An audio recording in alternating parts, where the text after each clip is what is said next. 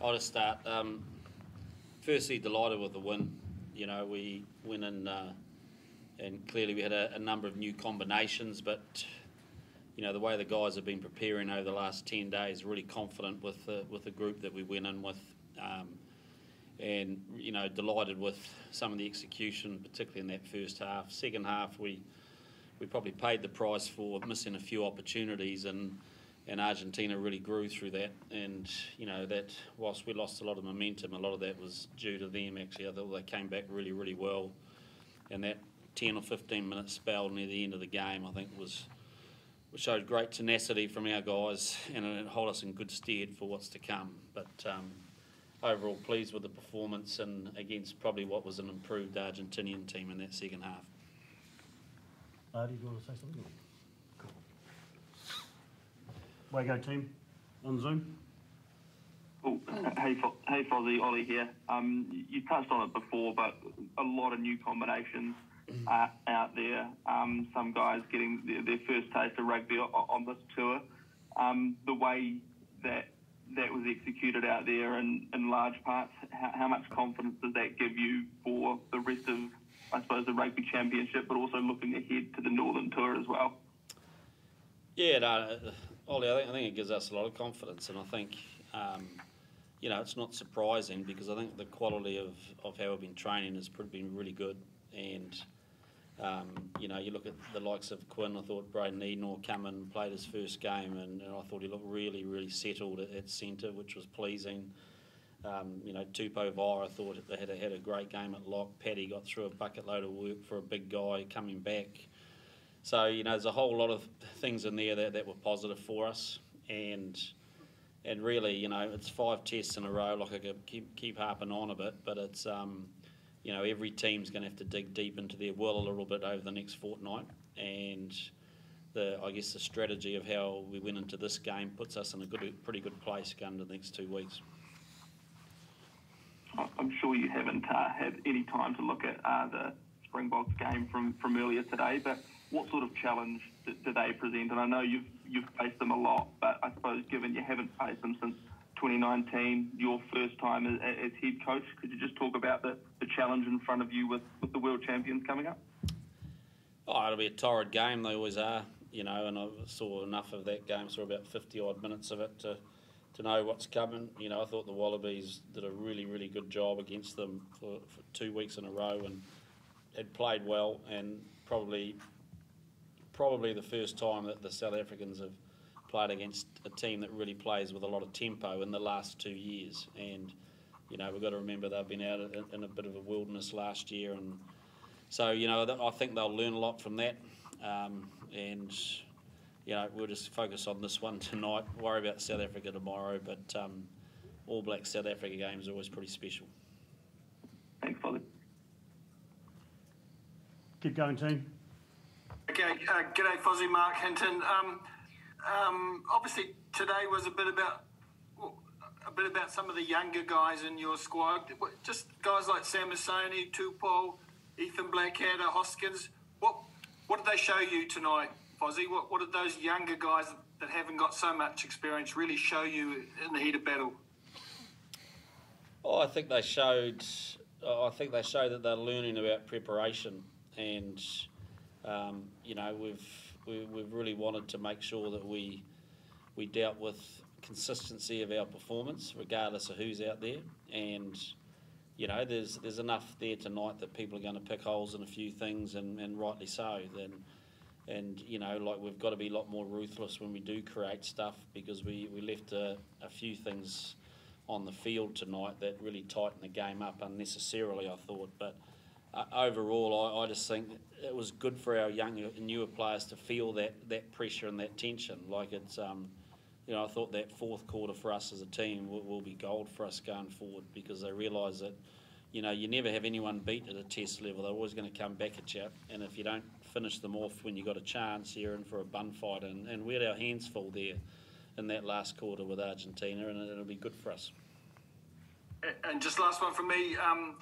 Where you sit now, 4 tests in, 2 to go, what does it say about the depth you have in your squad and heading into those 2 tests against the Box?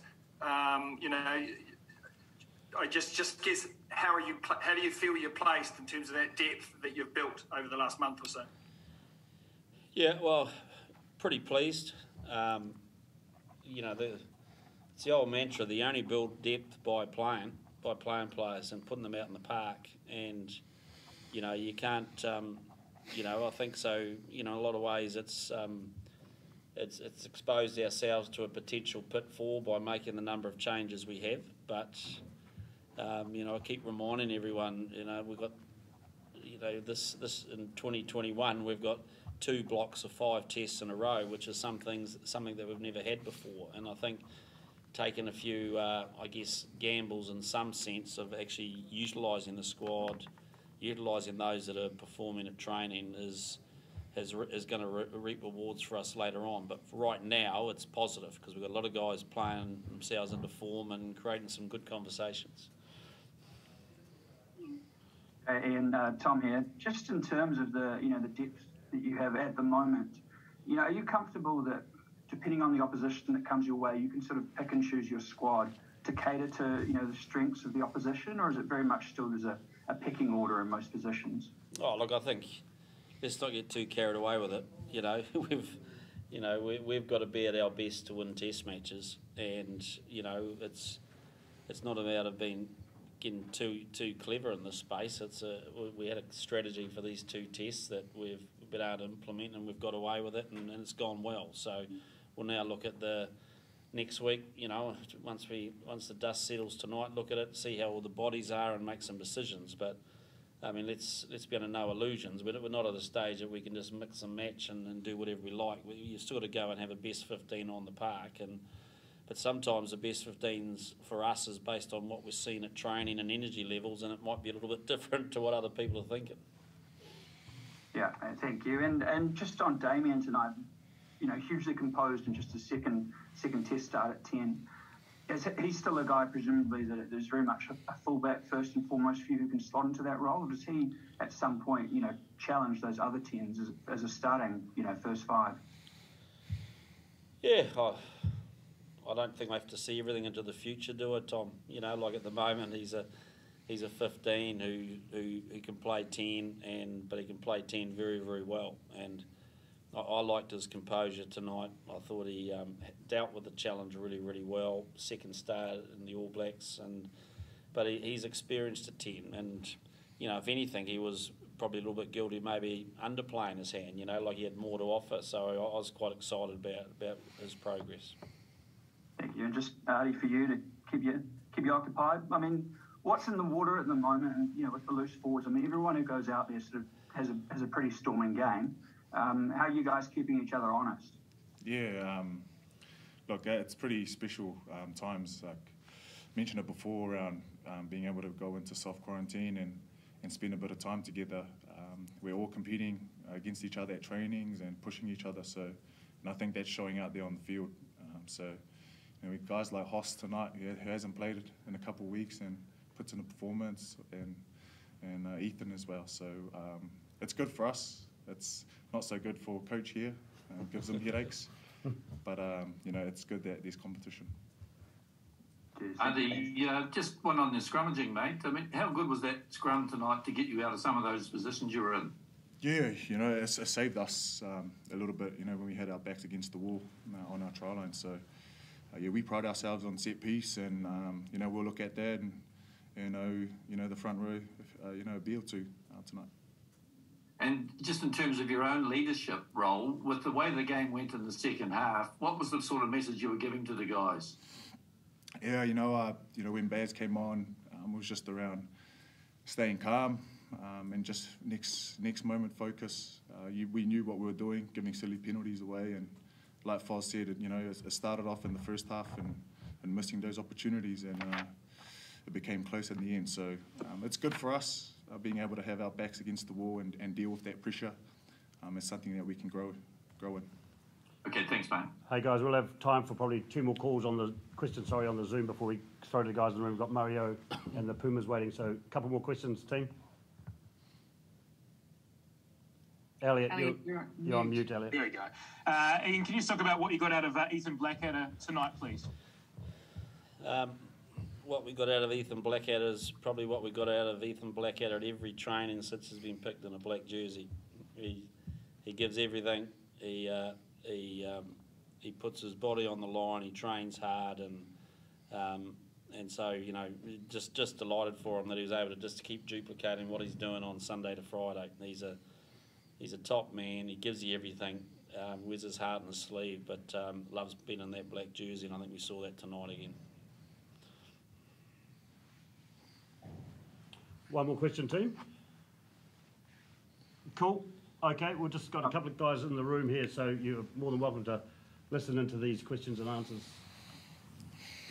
Thanks for waiting, you guys. You good? You needed to beat them by 15 points tonight to get to the #1 ranking again. How much was playing on your mind in that period of time when they were camped on your line? I wasn't even thinking about that, mate. I got mentioned after in the post-match interview, but my mindset is you got to beat #1 to be #1, so it doesn't play anything for me. So we'll enjoy tonight and then refocus next week.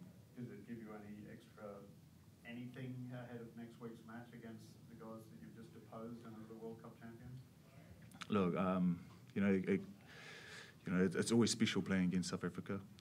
They're special matches, but for me, I'm just proud of the effort tonight, and then look in the future tomorrow. So I'm just trying to be present in the moment and worry about that. Ian, what about you in terms of being the chief strategist and picking that lineup tonight? Did that 15-point buffer come into your mind very much in that second half? No, I'm at the same level as Ardie. We're two very simple people, aren't we? And so definitely not mathematicians.